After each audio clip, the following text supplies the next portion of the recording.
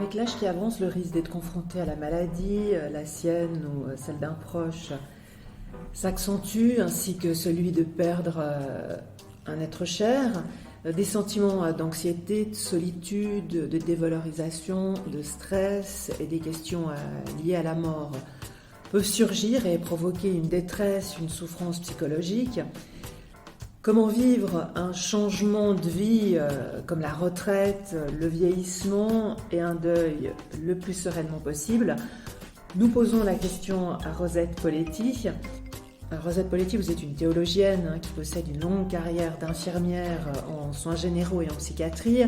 Vous êtes très engagée dans les domaines du développement personnel, des soins palliatifs et de l'accompagnement au deuil. Vous êtes énormément sollicitée et à ce titre, vous recevez beaucoup de témoignages, notamment des personnes âgées. Quelles sont leurs préoccupations ? Dans les témoignages que je reçois, je crois qu'une des premières, si on est encore en couple, c'est la crainte de perdre son conjoint. De se retrouver tout seul et de faire face à quelque chose qu'on a partagé peut-être pendant 50 ans et tout à coup on se retrouverait seul face à tout ça. La deuxième, par les temps qui courent, c'était la peur du Covid, jusqu'à la possibilité des vaccins. Et puis, ce qui est aussi très fréquent, c'est la peur de perdre la tête. Et l'isolement, le confinement pendant le Covid a fait qu'il y avait moins de stimulation, il y avait moins de relations entre les gens. Et moi, je me suis rendu compte qu'il y a pas mal de gens qui ont l'impression d'avoir perdu de la mémoire, par exemple, et leur idée de perdre la tête, ils appellent ça comme ça, mais c'est d'avoir des démences séniles ou bien de l'Alzheimer, ça ça fait très peur. Et puis aussi la solitude et ce qu'on appelle l'agisme aussi, de se dire on ne vaut plus rien, on n'a plus notre place. Et puis alors il y a aussi la mort, mais la mort, je dirais plutôt la façon de mourir, parce que la mort, bon ben voilà, on sait qu'elle arrive. Et puis la peur de la dépendance, des douleurs de cette période. Puis ce qu'il y a aussi qui complique la vie de beaucoup de seniors, c'est des problèmes familiaux pas résolus. Et puis peut-être, je dirais, dans certains cas, des problèmes financiers. Et ces préoccupations, alors bon, vous avez parlé relationnelles, la mort, la maladie, mais sont-elles vécues différemment par les hommes et par les femmes ? Je ne suis pas sûre qu'elles soient vécues différemment, mais ce qui se passe, c'est que chez les hommes, elles sont beaucoup moins verbalisées. Elles sont manifestées quelquefois dans le comportement, tandis que les femmes sont plus capables de mettre des mots sur ce qu'elles ressentent et plus désireuses de partager avec d'autres. J'ai fait peut-être des centaines de cafés deuil, un peu partout en Suisse et en France, et c'est largement des femmes qui viennent à ces cafés deuil, par exemple, et qui osent parler. Pareil dans les groupes d'Alzheimer ou de proches aidants, c'est souvent des femmes parce que leur programmation est beaucoup plus vers le partage social que les hommes. Mais je pense que les hommes et les femmes ressentent les choses un peu pareilles, mais ils l'expriment différemment. Alors, les hommes et les femmes l'expriment différemment, et puis peut-être ces préoccupations, elles arrivent aussi à des âges différents. Oui. Je pense que les hommes le ressentent un peu plus tard. Enfin, c'est vrai qu'un homme, on ne le voit pas vieux aussi rapidement qu'une femme. Alors, vous dites plus tard quelle tranche d'âge ? Je pense 70 ans, grosso modo. Tandis qu'une femme, elle prend conscience de ça un peu plus tôt. Vers quel âge ? 60, dès qu'elle se projette dans la retraite. 63, 64, voilà. Alors, il y a des phases avant, mais la notion qu'on vieillit globalement, c'est autour de cet âge-là. Alors cette notion de la vieillesse, on peut la ressentir à n'importe quel âge. On peut être aussi être confronté à la maladie, à avoir un accident, de perdre son conjoint, sa conjointe. Alors, ces événements peuvent fragiliser notre santé psychique. Comment vivre au mieux ces événements qui, somme toute, font partie de la vie? En quoi est-ce différent pour la personne âgée ? Je pense que la personne âgée gère moins bien tout ça, pour des questions, je dirais, physiologiques et psychologiques. la personne âgée, on sait qu'elle a une moins grande résistance au stress, parce que physiquement, elle n'a plus le même ressort, quoi. Et puis, elle a moins de force, elle a plus de difficultés à recréer des liens, par exemple. Parce qu'il faut être en bonne forme pour aller quelque part, pour prendre un bus, tout ça. Donc, elle aura moins de possibilités. Et puis aussi, à l'heure actuelle, elle peut se sentir vraiment écartée de tout ce monde digital auquel elle n'a pas eu l'habitude d'être confrontée auparavant. Et c'est vrai qu'elle est plus vulnérable. Est-ce que l'arrivée du Covid et la situation sanitaire qui est associée, elles ont exacerbé justement les angoisses autour du vieillissement et de cette vulnérabilité? Tout à fait. Parce que on a été classifiés, c'est-à-dire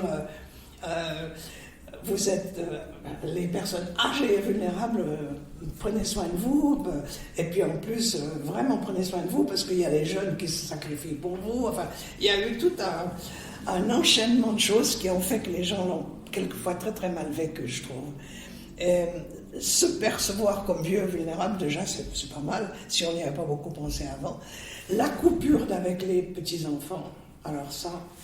Et puis, la coupure des activités, même, enfin, quand je dis activités, c'est les lieux de rencontre, la gym des seniors, je sais pas quoi, enfin, tous ces lieux qui faisaient qu'une journée était structurée, etc. Et ça a été difficile. Et beaucoup de gens ont été très angoissés, vraiment. Angoissés à un point... je veux dire, pourtant on avait assez d'informations sur ce qui était possible, ce qu'on pouvait faire, mais il y a des gens qui sont restés cloîtrés, vraiment, par cette peur. Ouais, je trouve que ça a été quelque chose de très difficile à vivre pour beaucoup de personnages. Alors on a guère de prise sur la maladie, les accidents et la mort. En revanche, on peut choisir quelle attitude adopter face à ce qui survient.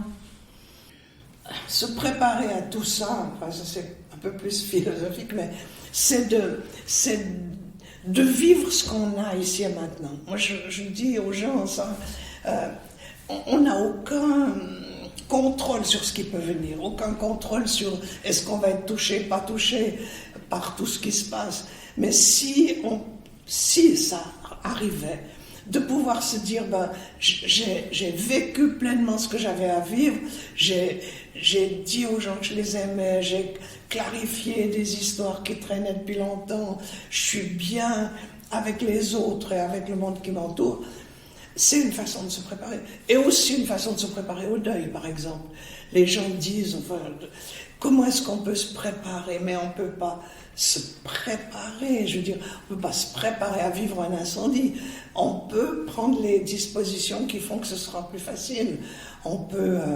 Il existe des nouvelles choses super maintenant, comme ça s'appelle Everlife, vous savez, ce nouveau concept qui permet de préparer tout ce qui touche à ces directives anticipées, à prendre, à payer d'avance, tout ça.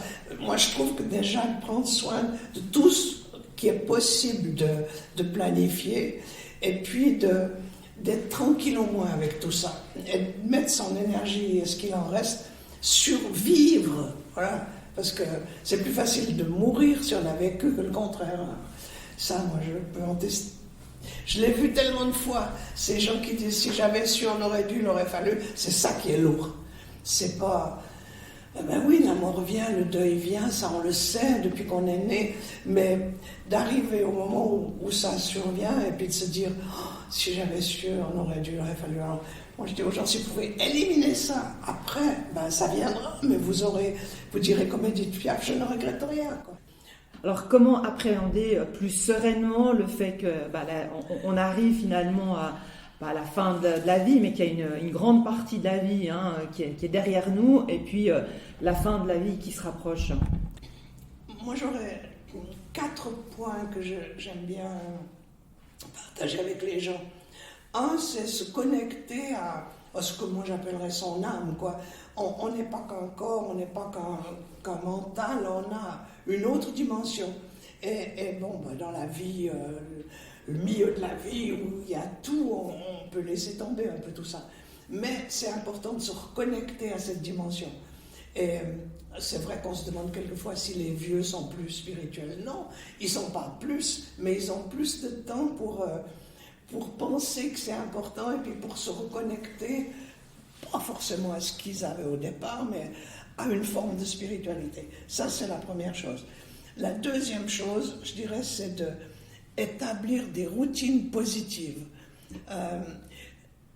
On peut être âgé et un peu largué comme ça, on l'est sur certains plans, mais de mettre en place des routines positives, je veux dire par là, par exemple de prendre du temps pour soi, de décider qu'on va sortir tous les jours, sauf si c'est impossible, et puis de faire quelque chose, qu'on a des gens à qui on va téléphoner, qu'on va, quand on pourra de nouveau aller prendre son café au même endroit, regarder comme c'est beau le lac ou je sais pas quoi, des routines positives.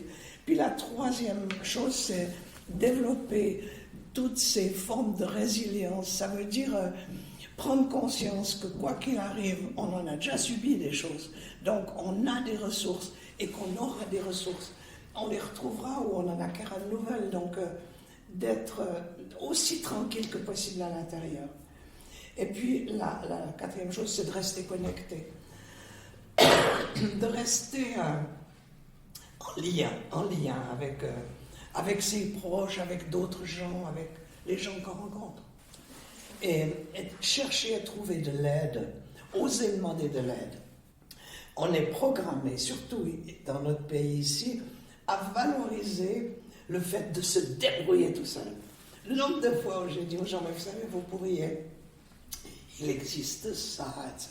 Ah non, non, moi je me suis toujours débrouillé tout seul. Alors, moi je dis, oh, c'est magnifique, c'est vraiment magnifique.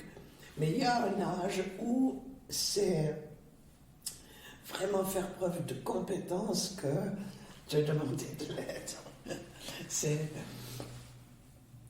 C'est une chose à laquelle on est drôlement programmé. Hein. C'est que, voilà, je me suis toujours débrouillé tout seul.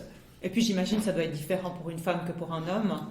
Aussi, quoi qu'il y a des femmes qui se sont fait un point d'honneur, elles ont été parfois même laissées, elles ont élevé leurs enfants toutes seules, elles n'ont rien demandé à personne.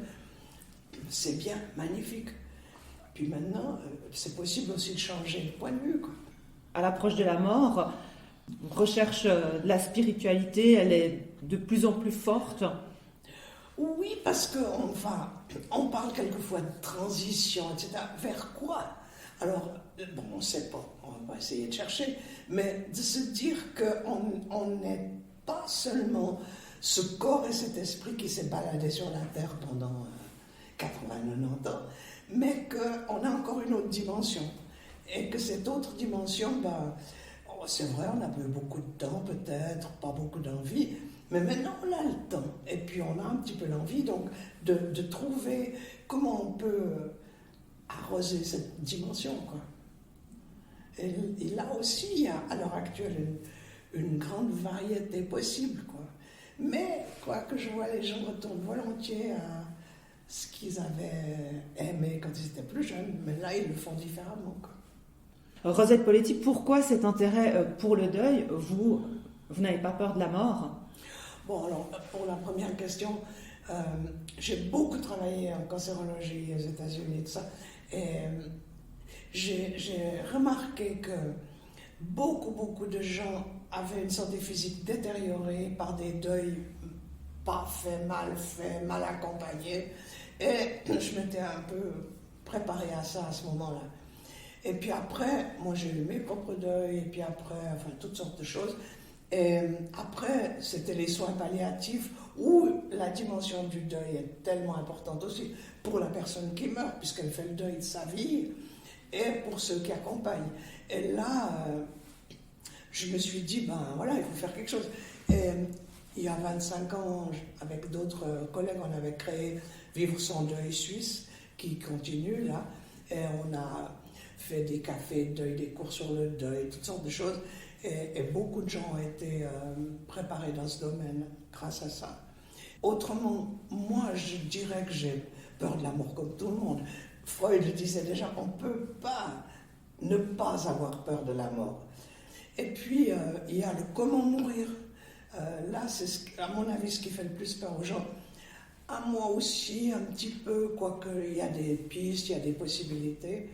Et puis, moi, j'ai pas envie tout de suite parce que il y a des gens quand même maintenant encore qui dépendent un petit peu de moi dans ma famille avec laquelle je vis maintenant. J'habite avec des réfugiés et leurs petites filles. Et je sens que je peux encore leur être utile, alors j'aimerais que ça dure encore un peu de temps. Mais c'est pas une angoisse, hein, pas du tout. Alors, ça m'angoisse pas, mais je trouve que la vie est chouette, quoi.